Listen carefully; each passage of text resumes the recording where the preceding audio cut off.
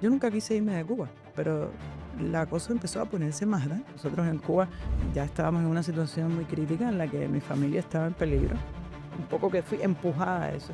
Una de las debilidades que ha tenido la oposición en Cuba es que se ha tenido que estar regenerando todo el tiempo porque muchos hemos tenido que salir al exilio. A mí la gente, por ejemplo, me dice, no, es que en Cuba la oposición no tiene un plan. Sí tiene un plan, claro que tiene un plan. Lo que pasa es que no ha tenido manera de socializar ese plan. Porque lo que queremos es tener ese país donde podamos construir entre todos esa Cuba que sueña cada cual.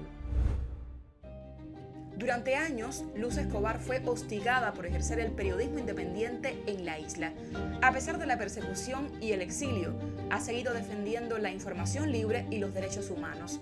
En 2022 recibió el Premio Internacional de Periodismo El Mundo en la categoría de libertad de prensa. El reconocimiento destacó su coraje para informar y también el trabajo constante de los equipos independientes que la han acompañado. Actualmente reside en Madrid, donde continúa su labor periodística y de denuncia. Esta es su manera de pensar Cuba. Hola, aquí hoy estamos en Pensar Cuba, en nuestro video podcast. Hoy vamos a conversar con alguien que yo no he tenido la oportunidad de hablar nunca en la vida así bien, así que bueno, me voy a dar el gusto hoy y por suerte coincidimos ahora aquí en esta ciudad. Voy a hablar y espero que les guste esta conversación. Recuerden que este video podcast no es para hacer entrevistas, sino tratar de conversar con las personas. Vamos a hablar con la periodista Luz Escobar, que es mucho más que periodista, pero vamos a dejarlo por ahora ahí. Muchas gracias, Luz, por aceptar hablar conmigo hoy aquí en Pensar Cuba. Muchas gracias, es un gusto, la verdad, sobre todo por el objetivo que tiene este podcast, que es pensar Cuba, algo tan importante, sobre todo para nosotros que estamos en el exilio ahora mismo. Sí, Luz. Bueno, mira, yo lo primero que quería preguntarte era precisamente eso, ¿cómo te ha ido? O sea, que esto, bueno, puede convertirse en algo muy manido, pero Eh, ninguno de nosotros se fue de Cuba porque quiso, todo esto ha sido de algunos con más o menos violencia, ¿sabes? Depende de cómo lo han vivido las personas, todo el mundo ha pasado el duelo de manera diferente. Lo que quiero es que tú me cuentes cómo te has sentido, cómo te ha ido, cómo te has insertado, cómo te has hecho para empezar una nueva vida. Sí, bueno, cuando nosotros decidimos salir de Cuba tuvimos siempre mucho miedo de lo que nos esperaba, ¿no? No nos fuimos de Cuba jóvenes con unas carreras por construir, nos fuimos con unas carreras ya hechas, yo con la carrera de periodista y mi esposo con su carrera de artista. Entonces siempre están los temores de podré continuar con mi carrera, podré seguir haciendo lo que me gusta, lo que me ha motivado toda la vida, o tendré que reinventarme, ¿no? Buscarme otras maneras de ganarse el pan, porque eso sí, nosotros salimos con dos hijas adolescentes, nos tocaba ganarnos el pan, no podíamos conformarnos con la sobrevivencia mínima de una pareja que migra, ¿no? Teníamos que mantener a dos jóvenes que están insertándose en un país nuevo, ¿no? Entonces, eso era un miedo que siempre teníamos. Además, históricamente, las personas que han migrado antes siempre te dicen, no, ya migrar con más de 40 años es complicado, mejor te quedas en Cuba porque te meten ese miedo. O sea, yo eso lo tenía inoculado. Yo soy de una generación que prácticamente todos mis amigos se habían ido, todas las personas que crecieron A emocionalmente mí, no conmigo. tenemos ya nadie en Cuba. Yo crecí ya en un punto sola prácticamente. Después de mis 28 años ya yo estaba sola en La Habana. Todos mis amigos estaban fuera de Cuba y eso era lo que me decían ya cuando, recuerdo, yo tenía como 35 años. Yo nunca quise irme de Cuba, o sea, pero la cosa empezó a ponerse más grande. Y entonces yo le escribí a los amigos, oye, ¿cómo está la cosa? Y entonces todos me decían eso. Entonces, bueno, ese miedo a la hora de tomar la decisión estaba siempre latente. Pero por otro lado también estaba em, la necesidad y la urgencia, ¿no? Nosotros en Cuba ya estábamos en una situación muy crítica en la que mi familia estaba en peligro y bueno, un poco que fui empujada a eso. Y yo creo que ese empujón también superó ese miedo que yo tenía. Al llegar aquí, por suerte me encontré la ventaja de que todos mis amigos ya se habían ido a una comunidad cubana que se estaba fortaleciendo bastante, no solamente en lo sentimental y en la autoestima, sino también en cosas prácticas como lugares donde se puede visitar y encontrar cubanos, eh, foros donde se puede hablar de Cuba, situaciones que se vuelve más fácil porque ya personas antes que tú lo vivieron y te ayudan y te dan la luz, ¿no? Y te dicen, mira, es por aquí.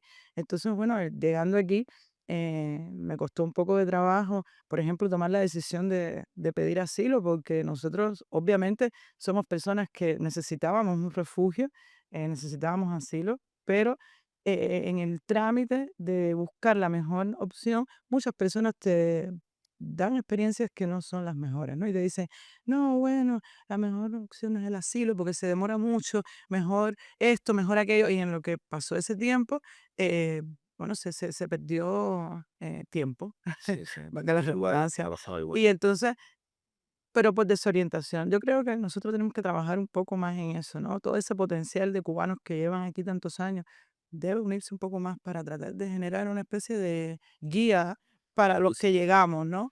Y es algo en lo que estoy trabajando porque me parece importante Sí, eso. algunos medios lo han hecho, el mismo Toque también lo ha hecho, muchos medios realmente Es- dan orientaciones, sí. pero es verdad que yo creo que todavía falta Y cambia mucho, su- Julio. Ahora mismo todo eso cambió. Ahora mismo, por ejemplo, pedir asilo ya es un disparate. Porque hay otros caminos y de hecho se te cierran puertas. Pero bueno, en el momento de que eso fue lo que hice, todavía estoy esperando. A mí me sucedió algo muy parecido también, porque esperando, tratando de encontrar residencia aquí, empiezas por un camino, pierdes un año entero haciendo algo, porque también te dan consejos muy diferentes, pero gente también muy ilustrada. Entonces, claro, no es que alguno tenga una visión errónea del asunto, sino que han tenido esa experiencia, le ha salido bien en algún momento, te lo dicen, pero ahora ya no es así. Lo otro es que este es un país complicado, las comunidades autónomas funcionan, tienen diferencias, no es lo mismo que alguien te diga que una cosa sucedió en un Exacto. lugar que en otro. Entonces, tú sabes, los públicos, las mismas administraciones tratan de diferente en un lugar en otro, las formas de discriminación son diferentes en un lugar y en otro. Yo sí he vivido todo eso, realmente yo sí puedo decir que yo sí, más allá de los problemas que he arrastrado sobre de Cuba, también he sentido la otra parte, ¿no? La parte de que aquí Sí, se siente inmigrante. lo que pasa es que la buena noticia es que, bueno, en el caso de nosotros, por ejemplo, hemos logrado seguir. En mi caso haciendo periodismo, en el caso de mi esposo Julio haciendo arte, ¿no? Julio creó un colectivo creativo con un grupo de colegas que se llama Foco, que hace muchísimas cosas y que les ha permitido no solamente seguir haciendo el trabajo de creación cultural que hacen, sino también ganarse la vida, ¿no? Y en mi caso, al llegar aquí, empecé a trabajar con Diario de Cuba un tiempo, estuve con ellos ahí haciendo un podcast de derechos humanos que disfruté muchísimo. Y ahora estoy de vuelta en 14 y medio, mi casa, donde yo me hice periodista. En Cuba estuve 8 años con ellos reportando desde la isla y ahora estoy con ellos también de nuevo haciendo otros trabajos que no son estrictamente periodistas, sino más bien de redes sociales y de promoción cultural, pero me ha permitido seguir haciendo periodismo, ¿no? También me integré a un proyecto de periodistas cubanas que nació en Cuba pero que aquí yo empecé a formar parte de ese equipo y bueno, me siento muy complacida con eso porque me ha permitido acercarme a periodistas que están en Cuba, ayudarla. El proyecto se llama Casa Palanca y es un proyecto que genera fondos para la producción periodística de mujeres. Y esto para mí es vital porque dentro de Cuba todavía hay gente que está haciendo periodismo en unas circunstancias muy precarias. Y lo que nosotros nos hemos propuesto desde Casa Palanca es eso, ¿no? Que la precariedad disminuya Sí. y que se puedan ganar la vida un poco más dignamente. Las redacciones periodísticas tienen muy pocos fondos en la mayoría de los casos. Lo que pueden pagar por un artículo, por una investigación muchas veces, no significa nada en Cuba. Entonces, em, lo que estamos tratando es que sientan con una especie de alivio, ¿no? Con que de pronto eh, una conexión con Casa Palanca les permita tener un ingreso extra al final de mes y a la misma vez tocar temas que dentro del calor de una redacción diaria no se pueden tocar porque llevan más tiempo, llevan más profundidad y entonces salen temas muy interesantes que, bueno, nos complacen. Ahí en la web de Casapalanca lo pueden ver. Es como profundizar en asuntos que van quedando de soslayo en las redacciones, ¿sabes? El reconocimiento internacional de Cuba era, bueno, ustedes tienen problemas con los derechos civiles y políticos, pero bueno, ustedes son intocables en los derechos económicos, sociales y culturales. Pero hace ya décadas que eso tampoco es así. Evidentemente el discurso de los derechos humanos oficial ha bajado, bajado, bajado, como con otras tantas cosas. En Cuba ya no se habla ni de socialismo. Pero, ¿por qué no se puede? Porque ¿de dónde van a sacar? Si los hospitales no funcionan, las escuelas tampoco, entonces faltan maestros, faltan medicina, falta comida, así que no hay instalaciones deportivas, es decir, ya no hay tampoco eso.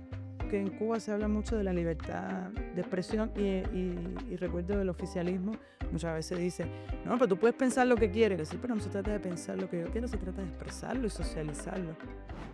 Yo me siento bastante complacida con lo que he ido logrando, a la misma vez te digo que me gustaría hacer mucho más, pero también, bueno, yo me siento una acabada de llegar todavía, No, a pesar de que voy a cumplir 3 años aquí y por tanto creo que tampoco puedo exigirme mucho más. O sea, uno tiene que ir con calma porque yo creo que en este proceso migratorio uno tiene que ir buscando esos momentos de éxito que ha tenido, ¿no? Porque es verdad que nos quedan muchas cosas. Me queda terminar mi trámite de asilo, me queda empezar a tener una vida legal en este país más arraigada que me permita después jubilarme en algún punto, por ejemplo, ¿no? Porque ya yo voy a sí, cumplir eso es una de las cosas que más me preocupa. 50 años en 2 años, entonces digo, bueno, necesito eso también en mi vida. Pero no se puede tener todo a la vez, ¿no? Yo creo que por el momento de verdad te digo, me siento muy complacida de poder haber seguido haciendo periodismo, de poder haber mantenido la conexión con Cuba, que me ha costado, porque hacer periodismo del exilio no es lo mismo que hacer periodismo en Cuba. Tienes las fuentes a mano, estás en el terreno, los testimonios los tienes ahí a, a salir de tu casa, que bueno, muchas veces no me lo permitía, pero bueno, cuando podía salir podía hacer mi trabajo, ¿no? Y bueno, aquí uno se ha inventado otras maneras de hacer periodismo. Cuesta mucho más porque primero hay una diferencia horaria. Sí, sí. Y a veces te escriben a las 2 de la mañana una fuente, ¿no? Y no la puedes ignorar, porque te está escribiendo una madre con una hija presa que necesita en ese momento darte la información, pero sobre todo necesita sentirse que no estás sola, ¿no? A mí me pasa que he tenido que dar clases muchas veces, muchos años enteros de madrugada, porque le estoy dando clases a gente del lado de allá, me tocan los horarios Son re- 6 de la tarde, y entonces, ¿qué es esto? Pero bueno, ya te digo, de verdad yo estoy muy complacida también cómo se han integrado mis hijas aquí, o sea, Hace un rato dijiste, tenía el interés de hablar contigo de eso, de que habías trabajado en este podcast sobre derechos humanos con Diario de Cuba. Y tú sabes que ese es un tema que nos toca a todos en Cuba, que toda la gente que hemos hecho algo en Cuba relacionada con los derechos humanos siempre ha sido problemático, incluso los que lo empezamos a hacer desde el punto de vista académico. Eso siempre ha sido un tema tabú, todavía no se ha resuelto. Ha tenido épocas peores, épocas mejores, ahora por lo menos están en la Constitución, no ha significado nada. Recuerda que hubo una viceministra que acotó en un artículo en Cuba, una viceministra de Educación, que todo aquello desembocó en una crisis que terminó en una mesa redonda y todo, escribió un artículo que se divulgó a nivel de universidades en Cuba, el Ministerio de Educación Superior, diciendo que, bueno, había que tener cuidado con ese tema, cómo se tratara con los estudiantes, no sé cuánto, era una cosa brutal, ¿no? Y terminó con el ministro en la mesa redonda diciendo que recordaran el artículo 1 de la Constitución, amenazando a todo el mundo. amenazando Pero abiertamente. bueno, era a la vez, para mí fue un momento muy interesante porque estaban reconociendo, una persona del gobierno directamente, reconociendo en la televisión que ese es el artículo más importante de la Constitución. Realmente yo creo que es el único, es una Constitución con un solo artículo. Y entonces, em, aquello fue tremendo porque están diciendo los derechos humanos están por debajo de todo aquí, ¿no? Eso no hace falta inventárselo, lo dijeron ellos mismos. Y entonces eso sí, sabes, eso siempre ha sido, es un asunto que nos va a llevar en un trabajo enorme en Cuba, yo quiero decirlo así, que vamos a tener ese trabajo por hacer en algún momento, Totalmente. pero bueno, lo que quería era que me contaras esa experiencia, cómo te fue con eso, qué hacías, cómo, No, esa experiencia fue muy enriquecedora porque, a ver, como periodista, cuando tú estás cubriendo en un diario generalista lo que pasa en Cuba, te toca de todo, ¿no? Pero un podcast de derechos humanos em, hay como un filtro, ¿no? Entonces ya el contacto tuyo con las fuentes muchas veces se limita solamente a personas que están sufriendo violaciones de derechos humanos en Cuba, que tienen familiares presos políticos o que han sido víctimas de un abuso puntual, ¿no? Entonces, em, eso es un poco agotador. te lo confieso, ¿no? Es como estar recibiendo todo el tiempo estas noticias que son devastadoras, Te ¿no? va hundiendo. Un familiar en huelga de hambre, una golpiza que recibieron esos familiares en prisión, una prohibición de una visita.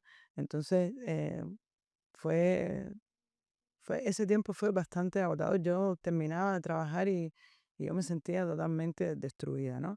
Pero la buena noticia es que eh, el diseño del podcast estaba dividido en varios, vamos a decir, acápites o puntos en los que también se tocaban otros temas de derechos humanos, como derechos culturales o derechos económicos, que también forman parte de ese entramado de violaciones de derechos humanos y que son importantes tocar porque los derechos humanos, bueno, abarcan una gran gama de situaciones que no se limitan solamente a lo que tienen que ver, a lo que tiene que ver con los presos políticos y todos estos abusos que sufren los activistas, los periodistas, los opositores en Cuba.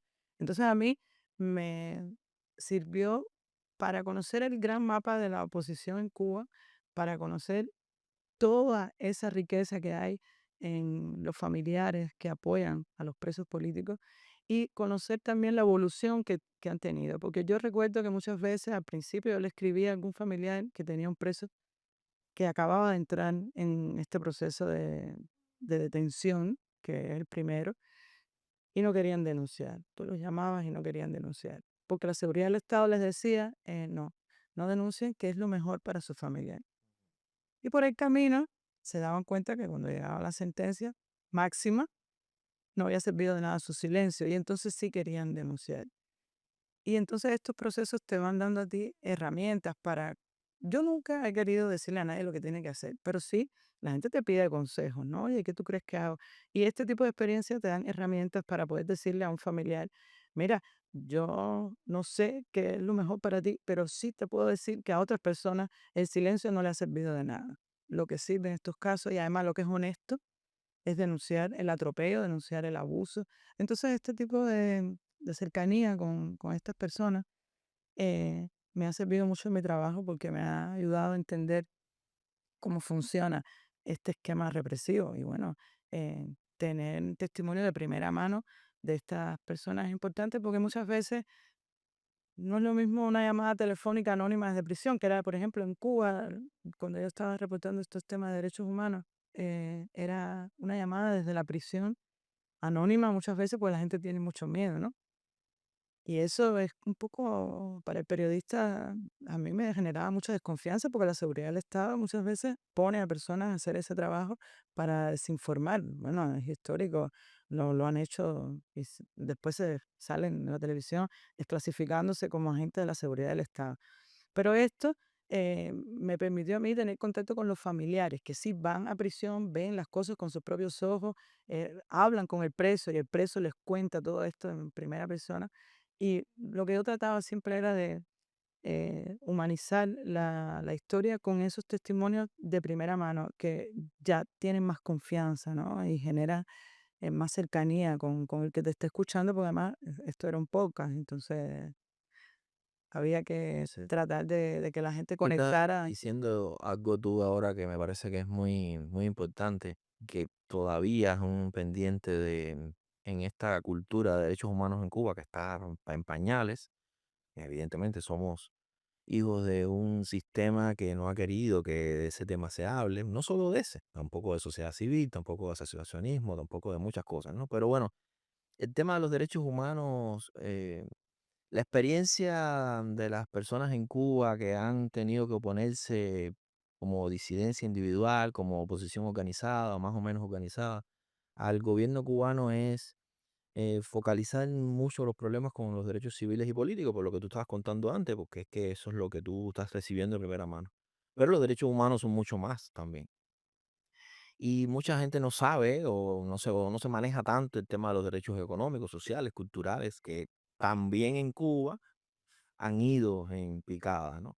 Ese fue como el sostén del sistema en el discurso y además de eso es como era la vitrina realmente del sistema durante mucho tiempo, incluso en las organizaciones internacionales de derechos humanos, cuando la Comisión después en el Consejo.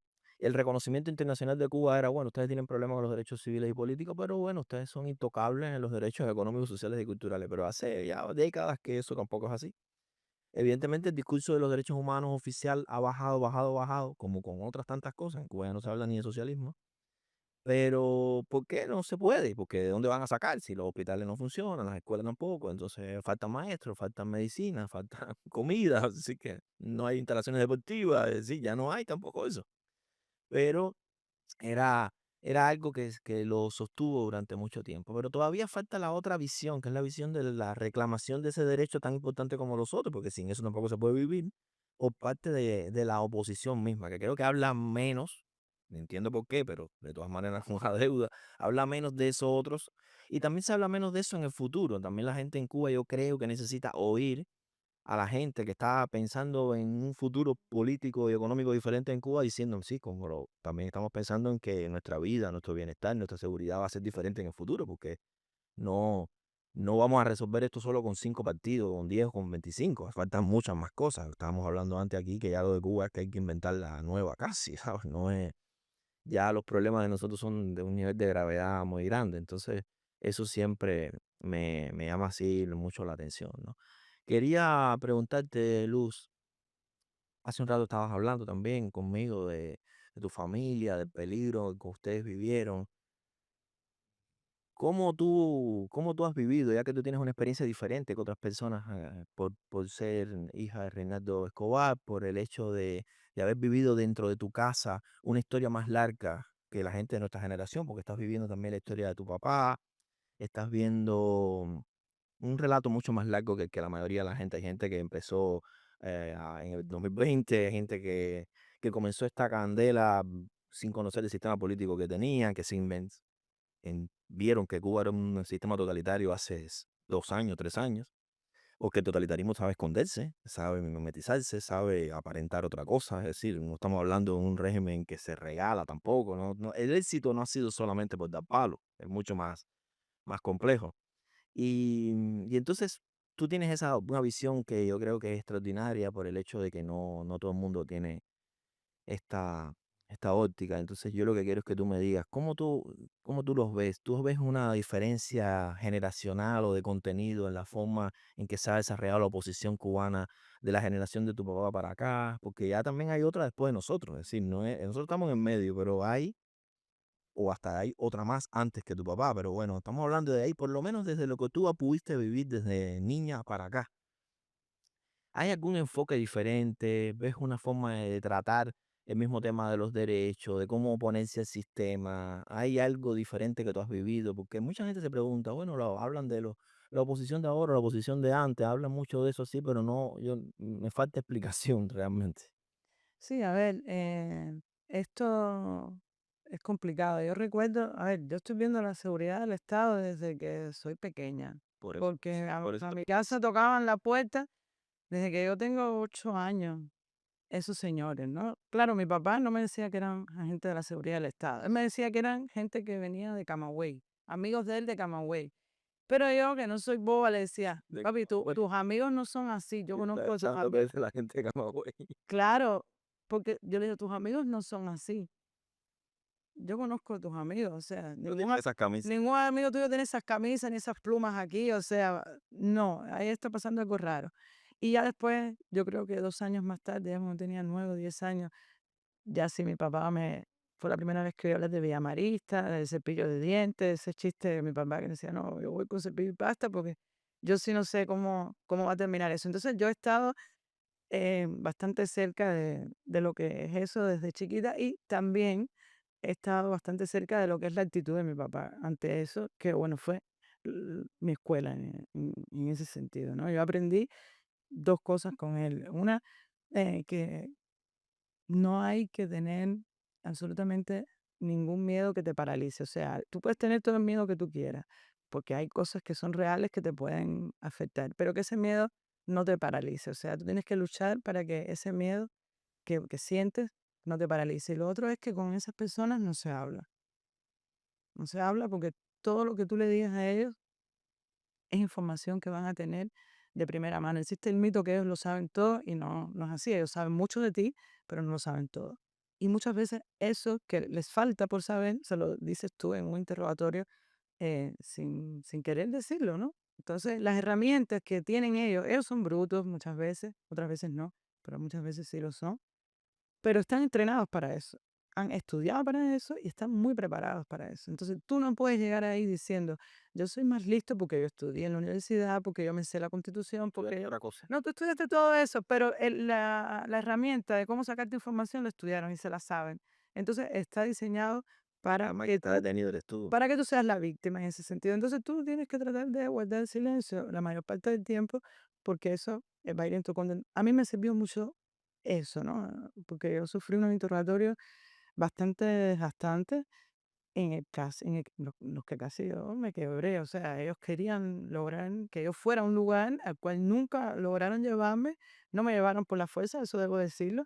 Estaban esperando a que yo dijera que sí y yo interrogatorios de 5 horas en los que no me hacían otra pregunta que no sea, Luz, vamos con nosotros, tú no quieres ir con nosotros a este lugar, a enseñarte unas pruebas de que 14 y medio está financiado por la CIA, no sé qué, ese tipo de situaciones, ¿no? Y yo, no, no, no voy, pero sí vamos, o sea, ¿tú te imaginas estar 5 horas diciendo que no a algo? Ya llevaba al cuarto interrogatorio, estos interrogatorios fueron seguidos, al cuarto interrogatorio a las 3 horas, yo decía, yo creo que mejor ya yo digo que sí para salir de esto ya, ¿no? Porque esto se va a repetir hasta cuándo. Sí, eso. Y por suerte, esa resistencia última en la que ya yo dije, no, no, no, y se acabó ese interrogatorio, al quinto interrogatorio, ya ellos, cuando yo llegué, me dijeron, no, vete para tu casa, que esta situación no va, no va a tener lugar el interrogatorio.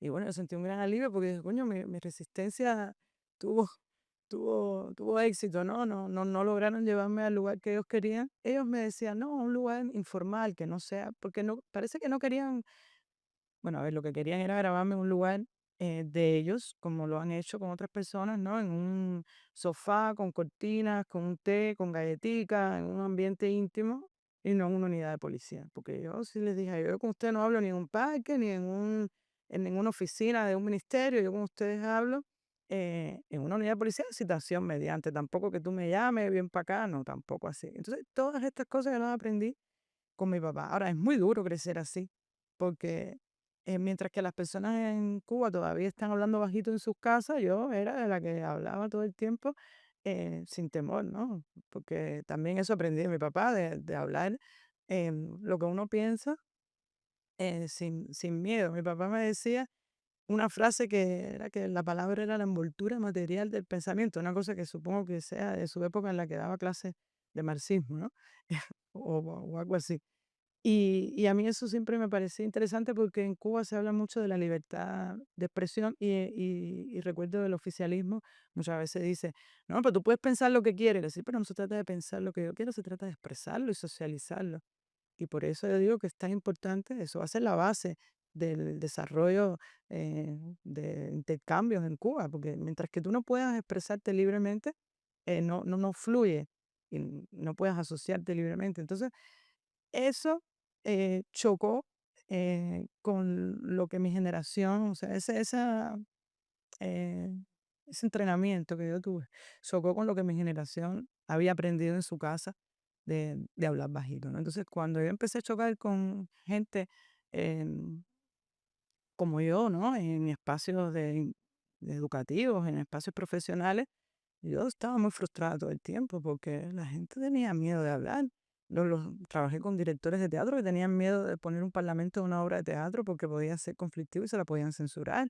Entonces yo decía, bueno, esta no es la Cuba que yo quiero. Y por el camino empecé a encontrar gente distinta, ¿no? Empecé a encontrar a la gente de Zona Franca en Adamán, a Luis Manuel Otero Alcántara, a Tania Bruguera, bueno, ya, y ahí fue donde yo encontré esa generación, ese tipo de gente, o ese tipo de cubano que no tiene miedo a expresarse, que está dispuesto a echar la batalla.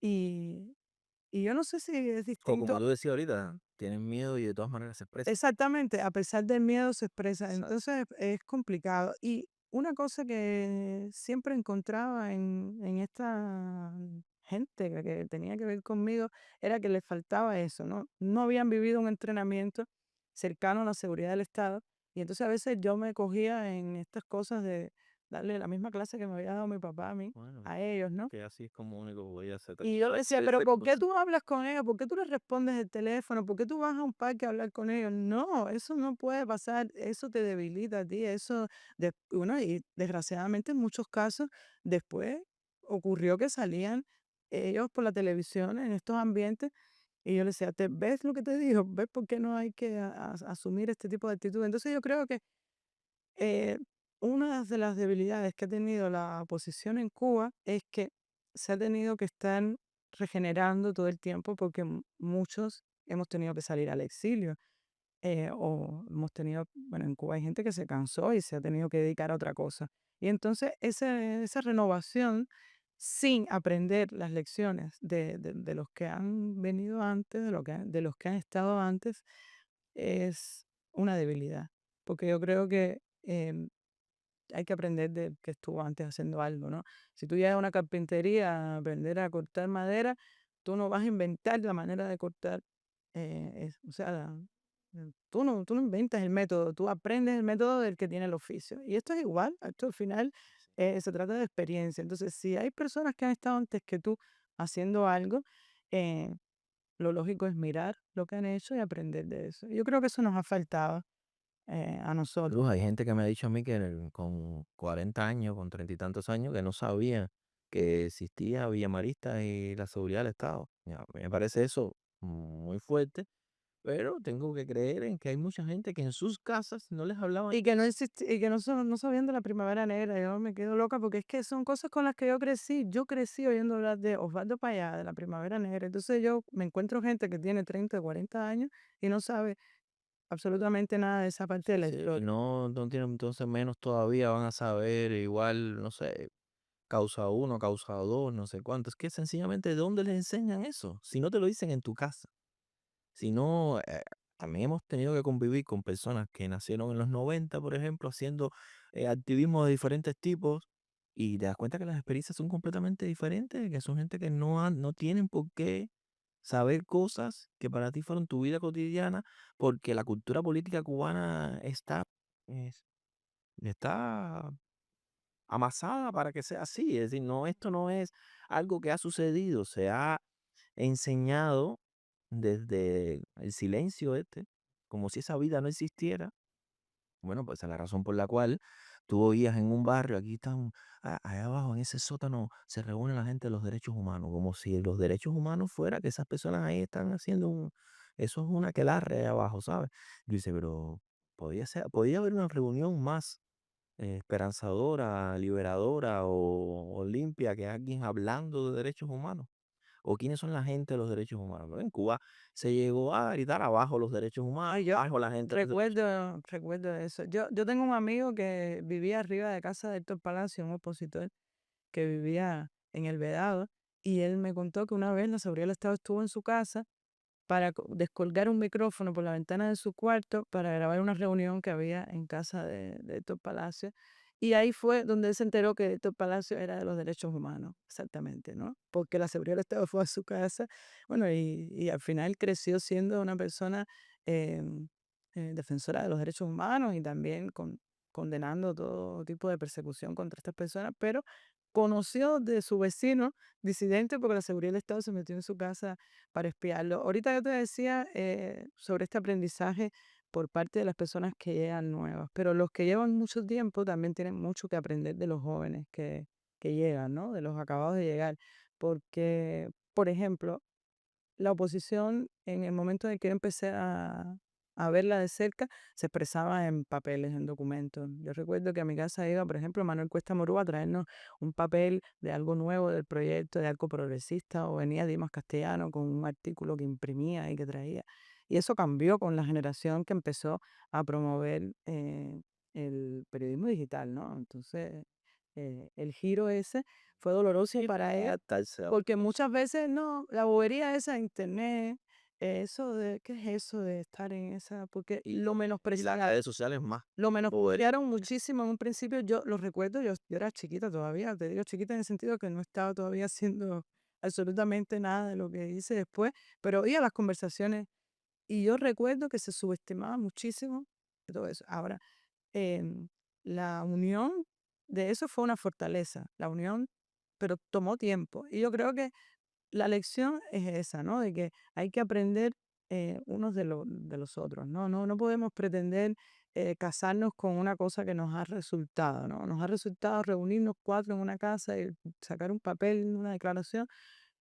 Bueno, ok, sí, pero ahora llegó esta persona que tiene un blog y que ha publicado una cosa que denuncia y que lo ven muchas más personas y eso también hay que integrarlo, ¿no? Yo creo que en la medida en la que logremos eso, vamos a ir creciendo mucho más ¿no? como sociedad Y civil. la imaginación diferente de cómo ocupar los espacios públicos, las experiencias de otros lugares del mundo, la forma nueva de expresar las cosas, de llegar desde, por ejemplo, el arte o manifestaciones de arte diferentes que antes mucha gente de la oposición pensaban que sencillamente eso no tenía sentido o que era imposible que se hiciera. Yo creo que ahí hay que, sí, como tú dices, todo el mundo no va a estar listo, ni todos los jóvenes están listos para oír a las nuevas viejas generaciones porque creen que no tienen nada que decirles y creo que van a cometer más errores. Y tampoco todos los viejos quieren oír a los jóvenes, eso siempre ha pasado, ¿sabes? No solo con el tema, no solo con el tema político ni con el tema de la oposición cubana, es algo que hemos vivido siempre así, ¿no? Es la misma discusión del diálogo, del dichoso diálogo, ¿sabes? De, no, yo no me siento a dialogar con ella porque le estoy otorgando legitimidad. Señor, usted le está otorgando legitimidad en el momento en el que saca su libreta, su pasaporte. ¿Qué te queda a ti? Enfrentarlos en el sentido de que usted está por encima de mí y yo estoy aquí, yo soy ciudadano y vamos a hablar, vamos a ver y podemos sentarnos en esa mesa hipotética del diálogo con una fuerza para presionar y que se vayan, que es lo que tiene que pasar en ese sentido. No hay otra solución. Yo no veo que se pueda hacer reforma en ese país. ¿Qué es lo que tú crees que son como las prioridades de Cuba? Así, lo primero, eso. Ahora, si nosotros tenemos que hacer nuestros 5 puntos, los 5 puntos de ahora, ¿cuáles serían? ¿No? Es decir, ¿qué es lo que hay que hacer primero para empezar a pensar lo otro después? Luz, tú me estabas diciendo algo ahora que me recordó una preocupación que yo siempre he tenido con el tema de la cultura política del pueblo cubano y más de la gente que está pensando en un país diferente. Y pensando y haciendo, porque los activistas y los opositores, los disidentes hacen cosas, no solo las sufren hacia adentro, sino que también las sacan hacia afuera. Y el tema de que mucha gente pues rechaza el discurso oficial, la historia oficial, el conocimiento mismo de las instituciones, confunde, creo yo, la manera en que está organizada el país, la manera en que funciona el país con el contenido ideológico de ese sistema, como si todo fuera lo mismo, como si no hubiera historia. Así, exactamente terminan haciendo lo mismo que el sistema ha hecho, que ha confundido revolución, socialismo, nación, cultura, pueblo, sentimientos, como si todo eso fuera lo mismo, y hace que uno entonces no se sienta, no puede ser patriota porque es malo, porque es como ser como usted del gobierno, o no puedes pertenecer a ninguna organización porque eso significa que tú no puedes estar en una asociación oficial porque eso significa que tú eres de militante del partido, no son la misma cosa. Entonces, yo he visto mucho rechazo, por ejemplo, a la historia de Cuba, a cómo está organizado el país. Y bueno, termina la gente sin saber qué cosa es, cómo está organizado el gobierno, por ejemplo, no saben la diferencia entre Estado y gobierno, no saben la diferencia entre una ley y un decreto del Consejo de Ministros, o no saben la diferencia entre una resolución de un ministerio y un acto de la administración cualquiera, o no saben la diferencia entre la fiscalía y los tribunales. em, y yo creo que eso significa como no sabes de dónde sale la represión, no sabes qué cosa es el totalitarismo. Exacto. Si tú no sabes que el partido es una cosa diferente al Estado, ¿no? Incluso no sabes la diferencia entre el comunismo y el Partido Comunista de Cuba, o no sabes, pues sí, sencillamente yo creo que son huecos que son derivados del tipo de sistema, del tipo de educación que hemos tenido y del tipo de noción de lo mismo, la cultura política que tenemos nosotros, ¿no? Lo que tú decías hace un rato, el silencio, no hablar de eso, hace que la gente, estas cosas sean prohibidas, ¿no? Yo tuve como el privilegio de estar en una carrera donde estas cosas se hablaban obligatoriamente, evidentemente también desde el punto de vista oficial, pero no pueden sostener que todo el tiempo eso se hable así. Uno se puede salir de esos moldes, necesariamente pasa. Pero quería hablar contigo de eso. ¿Cómo tú has visto eso? ¿Tienes experiencias en tu vida en que esto que me preocupa de verdad es algo que sucede? ¿Cómo tú lo has visto? Sí, por supuesto que es algo que sucede y que es grave que suceda también, pero yo creo que parte de algo que se ha discutido mucho en la oposición, que es la legitimidad. La gente no le otorga legitimidad a ese gobierno y por tanto rechaza la historia oficial, rechaza sus instituciones, rechaza la misma constitución. Y yo recuerdo haber escuchado muchas veces la gente decir, no, yo me sé la constitución como manera de protegerse, porque aunque no sirva de nada, es la ley que está escrita ahí para eso, ¿no?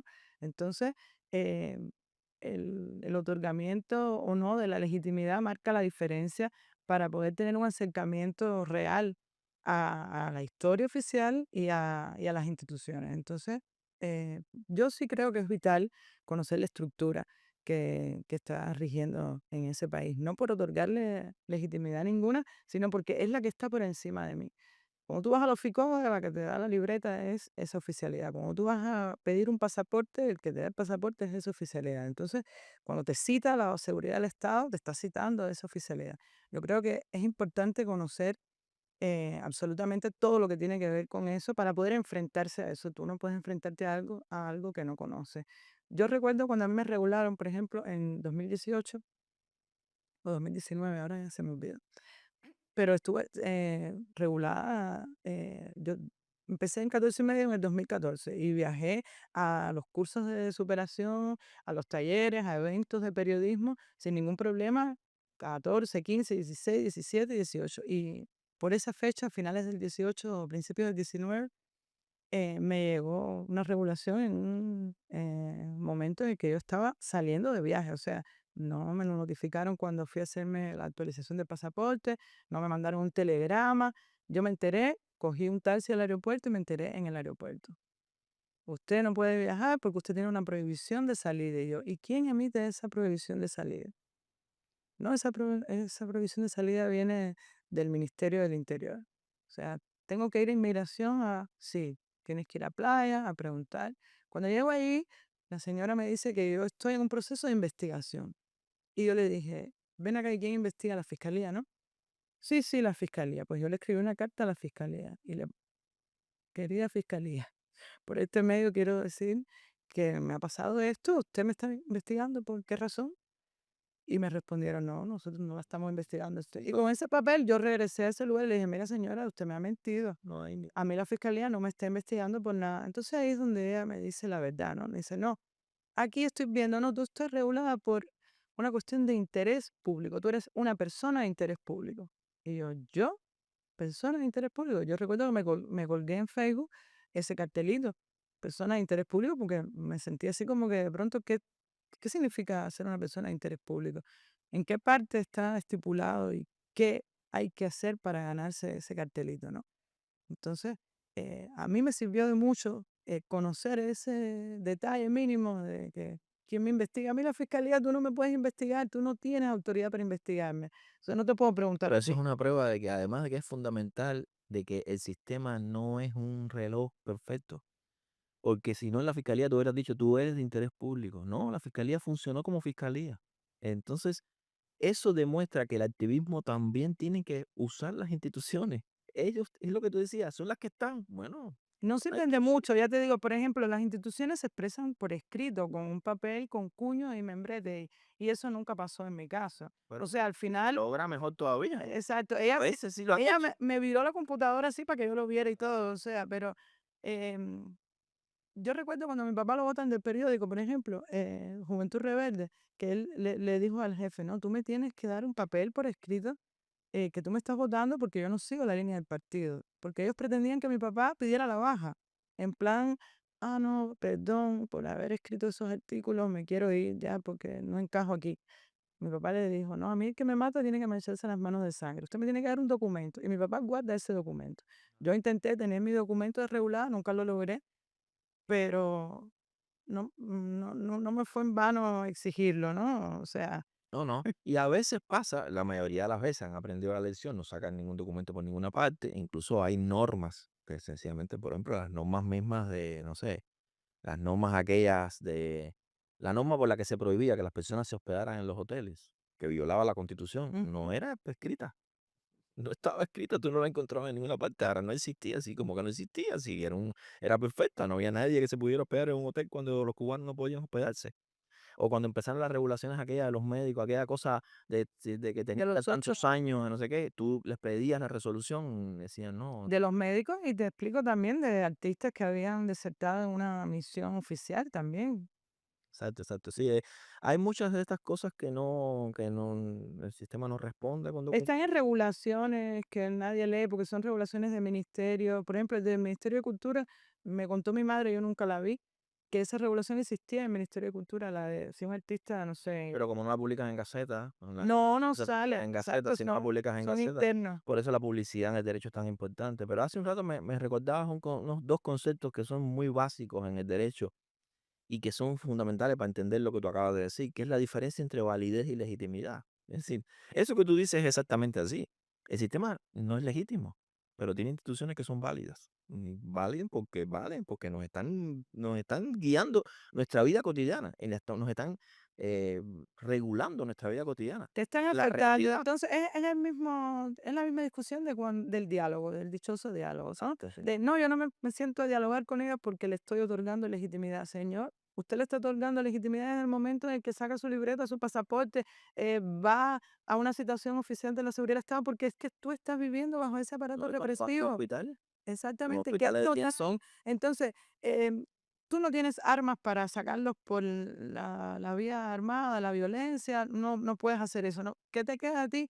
Enfrentarlos en el sentido de que usted está por encima de mí y yo estoy aquí, yo soy ciudadano y vamos a hablar, vamos a ver, y en ese forcejeo, muchas veces hasta ahora ha sido así, no tenemos la fuerza para empujar lo suficiente, pero yo creo que en la medida en la que trabajemos, podemos sentarnos en esa mesa hipotética del diálogo con una fuerza para presionar y que se vayan, que es lo que tiene que pasar en ese sentido. No hay otra solución. Yo no veo que se pueda hacer reforma en ese país, no, ¿no? bueno, la experiencia es que no sucede, o sea, no pasa, ni cuando ellos mismos las impulsan, tampoco las las cumplen, No, sí. yo, Las últimas reformas ni ellos mismos las han podido llevar a cabo, es decir, que no hay. a mí, una de las cosas que más me impresiona cuando viene el tema Cuba, ¿no? Es que la gente habla de capitalismo, socialismo,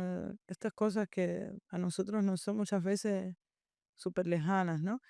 Y yo siempre respondo lo mismo, yo digo, oye, en Cuba lo que hace falta es un sistema que funcione. A mí me da igual el nombre, o sea, que funcione. Y desgraciadamente existe como una especie de prejuicio cuando se habla de capitalismo en Cuba, ¿no?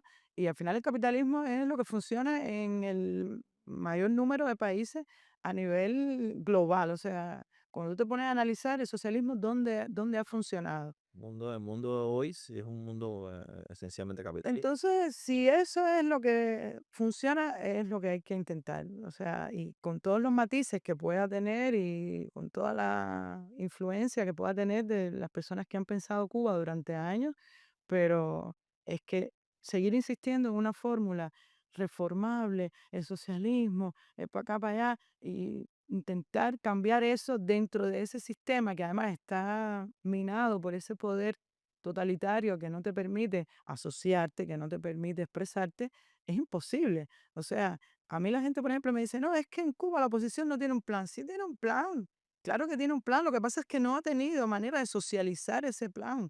Está engavetado probablemente en algún lugar, ¿sabes? Cuando tres cubanos se reúnen van presos. Lo vivimos nosotros cuando el 27 de noviembre.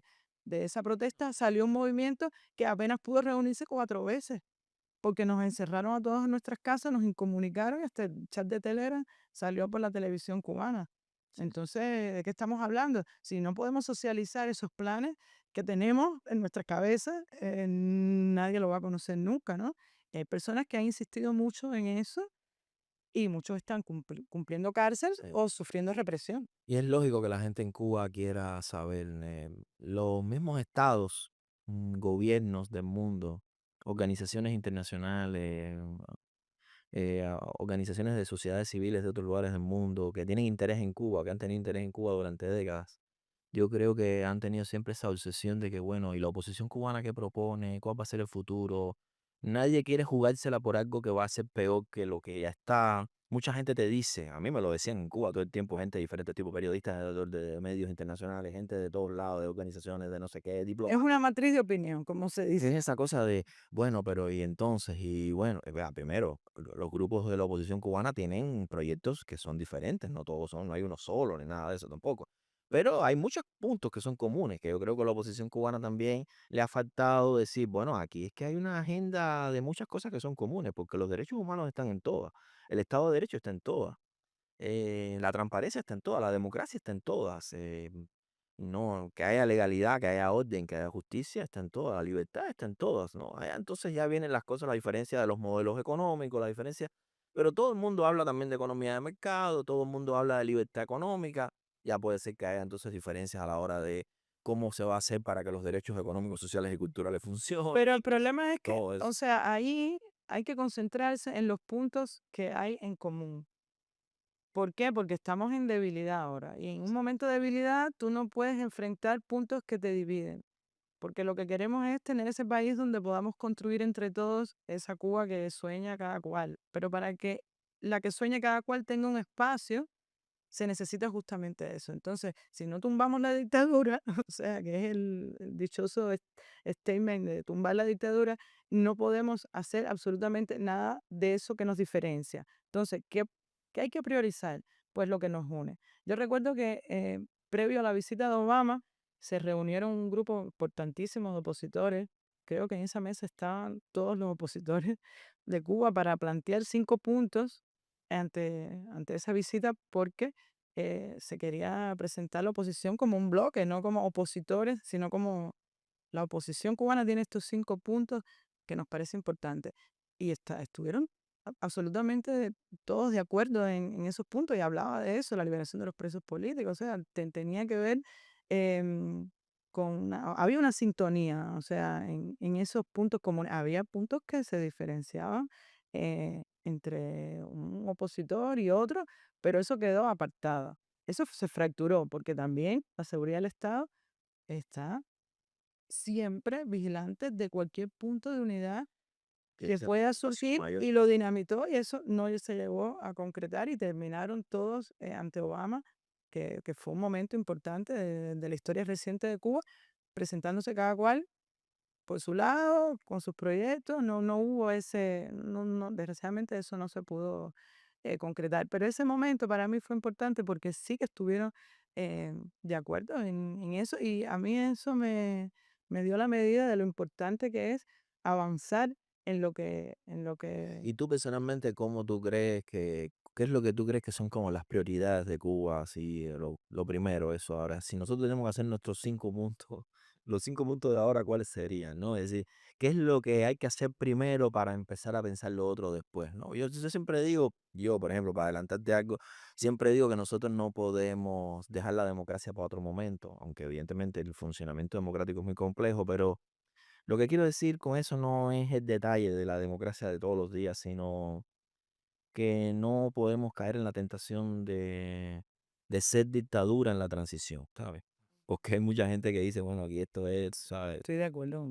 Sálvese quien pueda. Pero bueno, eh, eso, ¿cómo tú, cuáles son las urgencias? ¿Qué es lo que tú crees que debe ser lo primero? Más allá de lo de la unidad ahora o de que esto sea lo que otras personas también acepten, sino tú personalmente, ¿qué crees que es lo primero que hay que hacer? ¿Qué es lo que, cómo saldríamos de primer día de esto? ¿Cómo sería? Esta pregunta hecha ahora a finales del 2025 es como muy diferente. La respuesta que yo te voy a dar si te lo hubiera dado en 2018, 2019, porque desgraciadamente Cuba ahora mismo está sumergida en una crisis donde la gente está pasando hambre literalmente. O sea, Cuba, eh, la gente no tiene electricidad. O sea, es algo tan básico.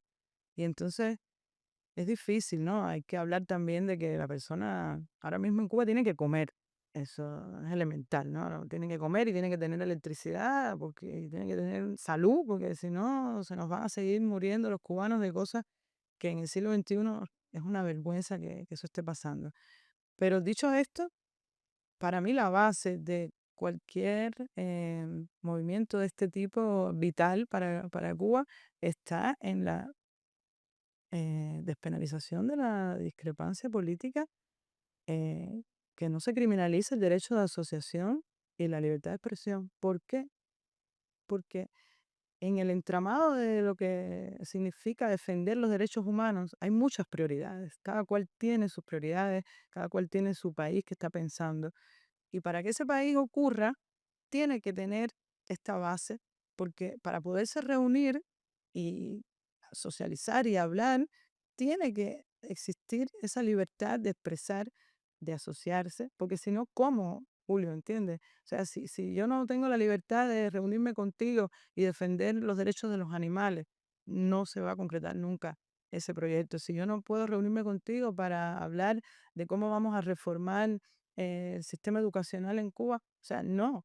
Primero tiene que em, ocurrir ese proceso de despenalización de la discrepancia política, libertad de asociación y expresión para que fluyan todos esos proyectos que, que necesariamente van a ocurrir. Lo hemos visto cada vez que hay una pequeña apertura en Cuba, se desata toda esa capacidad que tiene el cubano para producir, para crear, para inventar un país que sea vivible, no el infierno que está ocurriendo ahora. Entonces yo creo que esa es la prioridad. Desgraciadamente eso en dictadura no va a pasar.